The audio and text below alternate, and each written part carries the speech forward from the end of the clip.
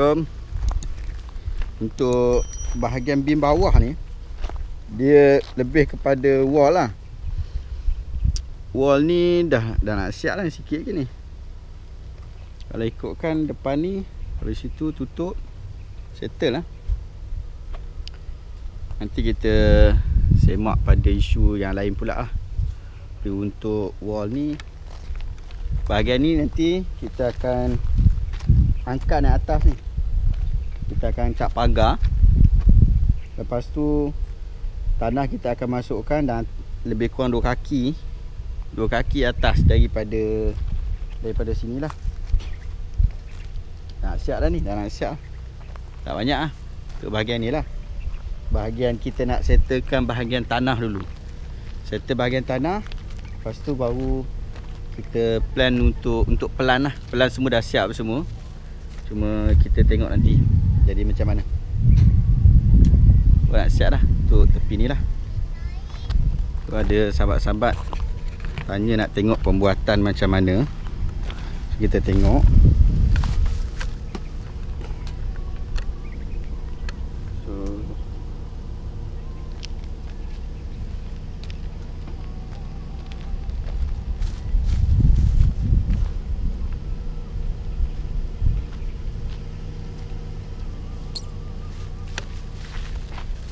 Ini yang tak siap lagi, tapi insyaAllah hari ni siap lah ni. Nampak hari ni sikit je lagi ni. Hari ni pun esok dah settle lah. Ni bawah ni.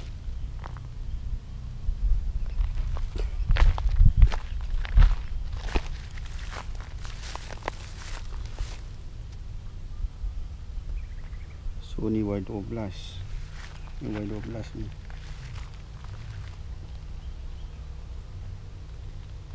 So keluasan 75 40. Luasan 75 40. So semalam saya dah bincang dengan kontraktor untuk kita nak buat studio YouTube sekali dekat sini. Kita akan buat studio 20-10. Kita bina rumah. Rumah tu 40 25. Tak besar sangat, kecil je, 40-25.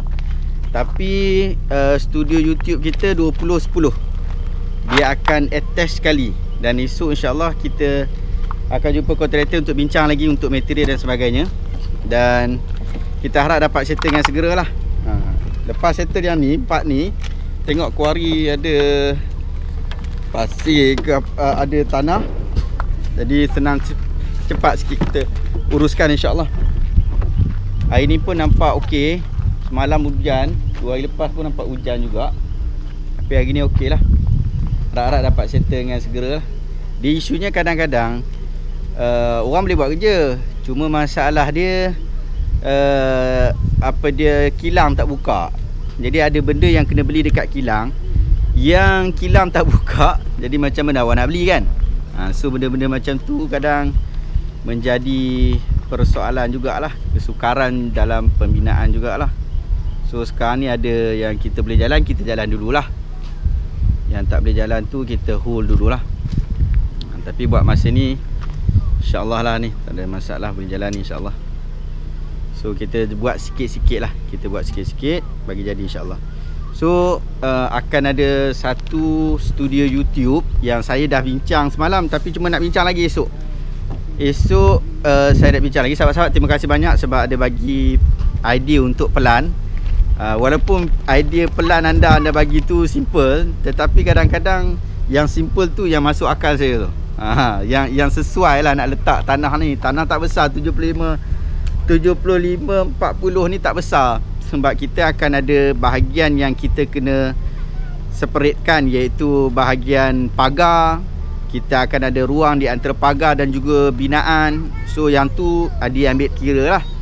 Kereta yang kita nak letak, kemudian studio tu. Kalau ikutkan kiraan saya daripada belakang sana, kalau ikutkan kiraan saya daripada belakang sana sampai ke sini, sebenarnya kalau ikut yang actual adalah 75. Daripada belakang sana sampai ke sini 75. Kalau binaan kita kat situ ada 40, kemudian kita tambah lagi 60, sebab yang 40 tu kita akan terus ke dinding belakang.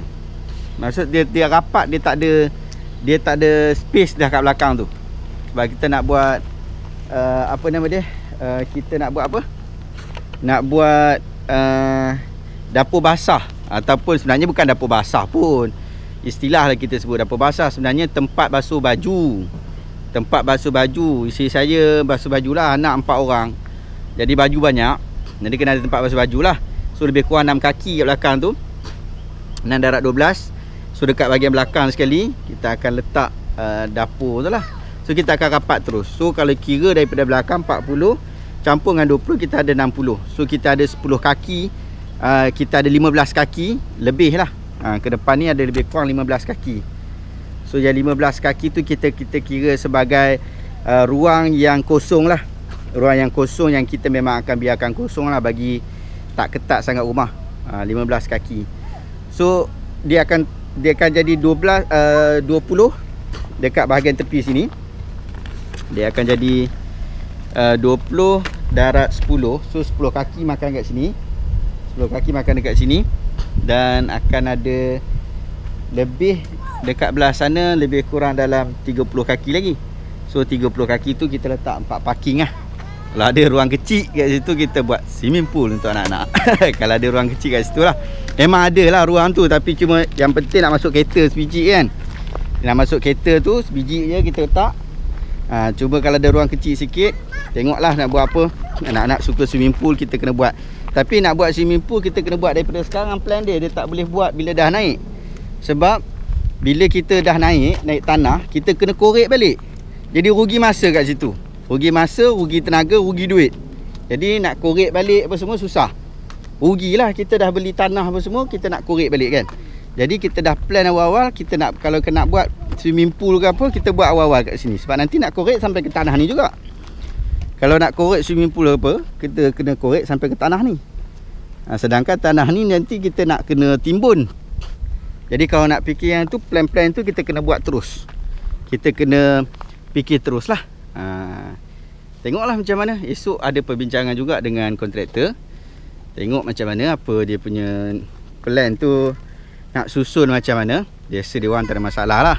Yang penting plan kita tu kena atau tak dengan kawasan ataupun kesesuaian lah. Sebab bila kita buat plan, kadang-kadang macam contoh kita nak buat atap gajah. Rumah depan ni dia pakai atap apa dia, genting. Bila dia pakai atap genting, kat sini kita pakai apa dia, atap zinc lah, bukan atap zinc ni. Tapi cumanya dia pakai atap macam ni, dia punya berat tak sama. Sana punya berat dengan sini punya berat tak sama. Jadi berat tu dia ada kaitan dengan kita punya base bawah. So kita punya atap tu kita dah kena fikir waktu kita buat base bawah. Sebab isu dia tak sama berat. Kalau tak, itu yang boleh jadi cracking dan sebagainya lah. Yang orang bagi tahu kat saya lah. Saya bukan pandai sangat. Tapi cuma macam tu keadaan dia. Jadi kita nak kena pastikan betul-betul. So plan tu kita kena buat plan betul-betul. So sekarang ni isu sekarang ni kita nak settlekan yang ni lah.